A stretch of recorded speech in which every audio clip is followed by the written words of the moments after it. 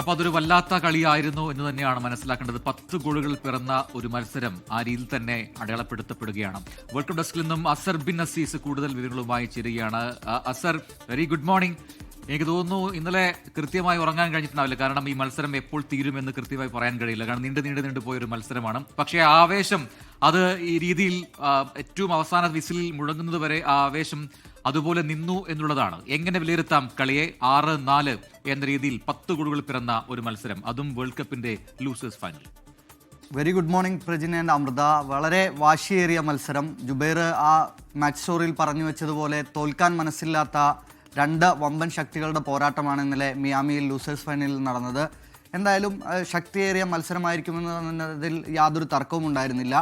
Semi final കളിച്ച England ടീമിൽ നിന്ന് 7 മാറ്റങ്ങളുമായാണ് ഇംഗ്ലണ്ട് ലൂസേഴ്സ് ഫൈനലിൽ ഇറങ്ങുന്നത്. അവിടെ തന്നെ ഒരുപക്ഷെ ഫ്രാൻസിൻ്റെ പരിശീലകൻ ഈ മത്സരത്തിന് തൊട്ടു മുമ്പ് പറഞ്ഞിരുന്നത് തങ്ങൾക്ക് ഈ ലൂസേഴ്സ് ഫൈനൽ കളിക്കാൻ വലിയ താല്പര്യമില്ല എന്നായിരുന്നു. എന്നാൽ മത്സരത്തിൻ്റെ സ്കോർ ബോർഡ് അവസാനിക്കുമ്പോൾ ആ ഒരു താല്പര്യക്കുറവോ അല്ലെങ്കിൽ ആ ഒരു പോരാട്ട വീര്യത്തിൻ്റെ കുറവോ ഒന്നും തന്നെ നമുക്ക് കാണാൻ കഴിഞ്ഞിട്ടില്ല എന്ന് തന്നെ വേണം പറയാൻ. മത്സരത്തിൻ്റെ 3-ാം മിനിറ്റിൽ തന്നെ ഇംഗ്ലണ്ട് ലീഡെടുത്ത് തുടങ്ങി. ഡെക്ലൻ റൈസിലൂടെ ഇംഗ്ലണ്ട് ലീഡെടുക്കുന്നു. ആദ്യ പകുതി പിന്നിടുമ്പോൾ ബുക്കായോ സാക്കയുടെ ഒരു ഇരട്ട ഗോളുകൾ, അങ്ങനെ എതിരില്ലാത്ത 4 ഗോളുകൾക്ക് 3 ലയൺസ് മുന്നിലെത്തിയ മത്സരം. 2-ാം പകുതിയിലാണ് ഒരുപക്ഷെ ഈ ഫ്രാൻസിൻ്റെ ഒരു തിരിച്ചുവരവ് കൂടി കണ്ട മത്സരമായിരുന്നു 2-ാം പകുതി.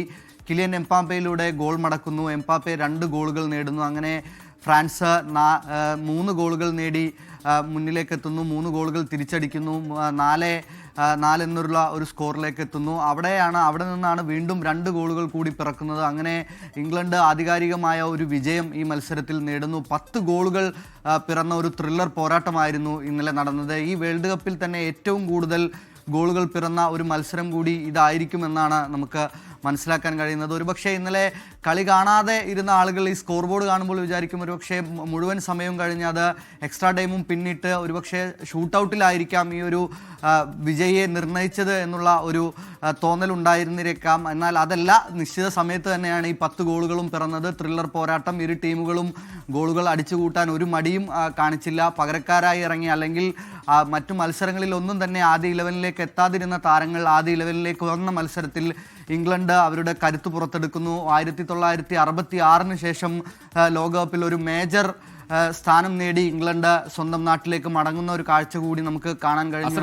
മാത്രമല്ല, എനിക്ക് തോന്നുന്നത് ഈ ഒപ്പത്തിനൊപ്പം നിന്ന 2 ടീമുകൾ, അതിൽ ഫ്രാൻസിന് ഈ അവസാന 2 കളികൾ, ലോകകപ്പിലെ അവസാന 2 കളികൾ ഫ്രാൻസിന് എന്തെന്നില്ലാത്തൊരു തിരിച്ചടിയുടെ കളികളായി മാറുന്നു എന്നുള്ളതാണ്. അതിപ്പോൾ സ്പെയിനെതിരെ ആണെങ്കിലും ഇപ്പോൾ ലൂസേഴ്സ് ഫൈനൽ ഇംഗ്ലണ്ടിനെതിരെ ആണെങ്കിലും നേരത്തെ കളിച്ചു വന്ന ആ കളി രീതിയിൽ നിന്നും അവർ മാറിപ്പോകുന്ന കാഴ്ച നമ്മൾ അവസാന സെമിയിൽ കണ്ടതാണ്. ലൂസേഴ്സ് ഫൈനലിലും അങ്ങനെ തന്നെ ആയിരുന്നു. ഫ്രാൻസിന് എന്താണ് സംഭവിച്ചത്? പ്രജിൻ, അതായത് ഒരുപക്ഷെ ഫ്രാൻസിൻ്റെ ഈ ലോകകപ്പിലെ യാത്ര എടുത്ത് പരിശോധിച്ചാൽ വളരെ മികച്ച ഒരു മുന്നേറ്റമാണ് ഗ്രൂപ്പ് ഘട്ടത്തിലാണെങ്കിലും നോക്കൗട്ടിലാണെങ്കിലും നടത്തിയത്.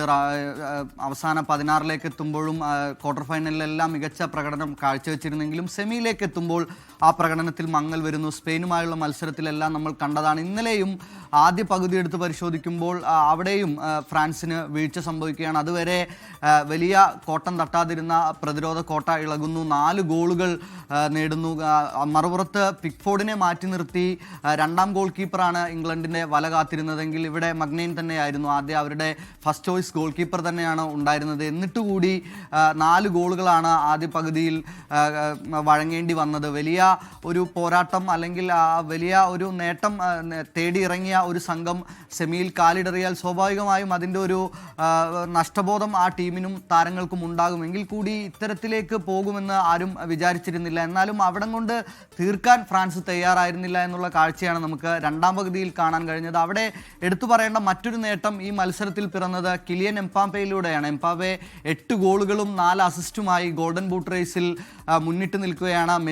മെസ്സിയാണ് ഈ ലൂസേഴ്സ് ഫൈനൽ നടക്കുന്നതിന് തൊട്ട് മുമ്പ് വരെ ഗോൾഡൻ ബൂട്ട് റേസിൽ ഒന്നാമതുണ്ടായിരുന്നെങ്കിൽ മെസ്സിയെ പിന്തള്ളി 8 ഗോളുകളും 4 അസിസ്റ്റുമായി എംപാപ്പെ മുന്നിട്ട് നിൽക്കുന്നു. മെസ്സിക്ക് ഒരു പക്ഷേ ഇന്ന് ഇരട്ട ഗോളുകൾ നേടാൻ കഴിഞ്ഞെങ്കിൽ മാത്രമേ ഗോൾ നേട്ടത്തിൽ, ഈ ലോകകപ്പിലെ ഗോൾ നേട്ടത്തിൽ എംപാപ്പയെ മറികടക്കാൻ കഴിയുകയുള്ളൂ. അതോടൊപ്പം തന്നെ ലോകകപ്പിൻ്റെ ഇത്ര നാളുള്ള ചരിത്രത്തിലെ എക്കാലത്തെയും മികച്ച ടോപ്പ് സ്കോററായി കൂടി ഈ യുവതാരം മാറിക്കഴിഞ്ഞു. ഇതിനോടകം 22 ഗോളുകളാണ് എംപാപ്പെ തൻ്റെ ലോകകപ്പുകളിലൂടെ അടിച്ചുകൂട്ടിയത്. അസർ പറഞ്ഞിരിക്കുന്നു 8-10 അല്ലേ, 10 ഗോളല്ലേ എംപാപ്പയ്ക്ക്? 10 ഗോളുമായി മുന്നിട്ട് നിൽക്കുകയാണ്. മെസ്സി 2 ഗോളുകൾ കൂടി നേടിയാലേ അത് മറികടക്കാൻ കഴിയുള്ളൂ. പറഞ്ഞതിൽ പറ്റിപ്പോയൊരു പിശകാണ്. എന്തായാലും എംപാപ്പെ, ഞാൻ പറഞ്ഞു വന്ന കാര്യം, അതായത് ടോപ്പ് സ്കോറർമാരുടെ പട്ടികയിൽ എംപാപ്പെ മുന്നിട്ട് നിൽക്കുന്നു. 22 ഗോളുകളാണ് എംപാപ്പെ ഇതിനോടകം തൻ്റെ ലോകകപ്പ് മത്സരങ്ങളിലായി അടിച്ചുകൂട്ടിയത്. ഒരുപക്ഷെ മെസ്സി ഈ ലോകകപ്പോടുകൂടി വിരമിക്കുകയാണെങ്കിൽ എംപാപ്പയ്ക്ക് ഇനിയും ലോകകപ്പുകൾ കളിക്കാനാകും. ഒരുപക്ഷെ അടുത്ത ലോകകപ്പിലൊക്കെ എംപാപ്പെ തിരിച്ചു വരികയാണെങ്കിൽ ഈ ഗോൾ നേട്ടം ഉയരും. വർഷങ്ങളായി ഉണ്ടായിരുന്ന റെക്കോർഡുകൾ പലതും ഭേദിക്കപ്പെടുന്ന കാഴ്ചയാണ് നമ്മൾ ഈ 2026 ലോകകപ്പിൽ കണ്ടതും. എന്തായാലും റെക്കോർഡുകൾ പിറന്ന മത്സരം, അതിലുപരി ഈ ലോകകപ്പിലെ തന്നെ ഏറ്റവും കൂടുതൽ ഗോളുകൾ പിറന്ന ഒരു മത്സരമായി ഈ മത്സരം മാറുകയും ചെയ്തു.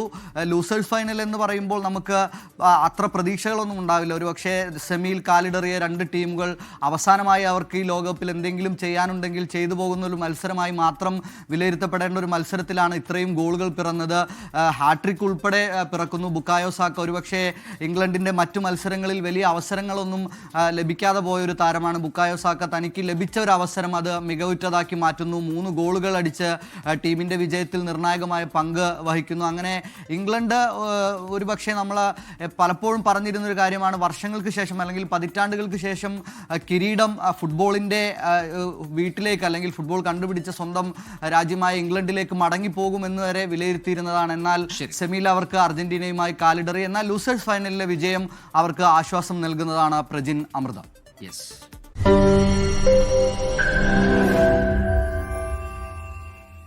ലോകത്തെവിടെയായാലും ഏത് സമയത്തും 24 വാർത്തകളും ഓഗ്മെന്റഡ് റിയാലിറ്റി പാക്കേജുകളും എക്സ്പ്ലെയിനറുകളും വിശദമായി കാണാൻ ഞങ്ങളുടെ യൂട്യൂബ് ചാനൽ നിങ്ങൾക്ക് സബ്സ്ക്രൈബ് ചെയ്യാം.